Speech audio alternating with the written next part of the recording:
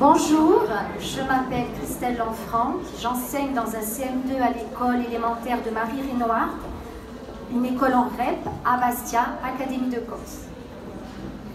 Bonjour, je m'appelle François Butafo, j'enseigne les mathématiques au collège de Montésor, également donc dans la REP de Montésor à Bastia. Bonjour, nous vous présentons notre projet cycle 3, initiation à l'algorithmie, à la programmation et à la robotique. 3 raisons justifient cette action. Le rapport de l'Académie des sciences de mai 2013, la réforme de 2016 et le rapport Villani-Torossian de février 2018. Cette initiation se fait avec le logiciel Scratch, le robot MBOT. Elle regroupe 2 professeurs des écoles, 6 professeurs de collège et 4 matières. Sa durée est de 8 heures au CM et de 14 heures en demi-classe en 6e durant l'accompagnement personnalisé. Les séances d'algorithmique et de programmation débranchée sont réalisées dans la classe et dans la cour où les CM2 guident les CM1 dans leur déplacement pour récupérer toute l'équipe. L'objectif est d'exécuter et de programmer des déplacements. L'enseignant de mathématiques de 6e intervient en classe de CM2.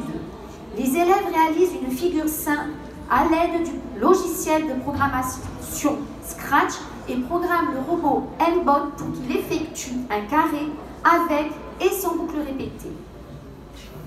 En 6e, les élèves programment très rapidement un losange, élaborent 6 programmes de robotique dont 2 télécommandes, un suiveur de ligne, un robot gardien qui se met à danser dans le noir. Un robot gardien, c'est un suiveur de ligne qui détecte les obstacles, les flammes, les fuites de gaz, les variations de lumière. Il est muni d'un système anti-vol. Il filme et projette l'image sur grand écran avec le téléphone d'un élève. L'élève s'auto-évalue à l'aide d'une grille. Il va acquérir en 6e 10 compétences en informatique sur les 11 attendues en fin de cycle 4, les variables n'étant pas étudiées. L'enseignant peut suivre la progression de chaque élève.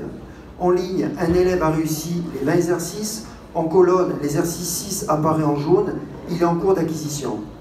Un diplôme est délivré par la fondation code.org.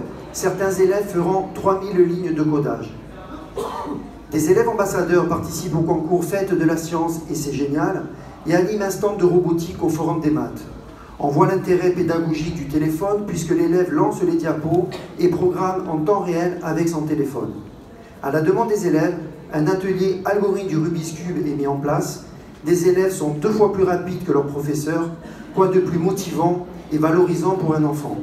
On n'évalue aucune compétence en mathématiques, pourtant les élèves jouent avec les nombres entiers, les décimaux, les multiples, les diviseurs, les segments, les carrés, les losanges, les cercles, les angles, les longueurs, le temps, se repèrent et se déplacent sur un plan. Merci de votre attention.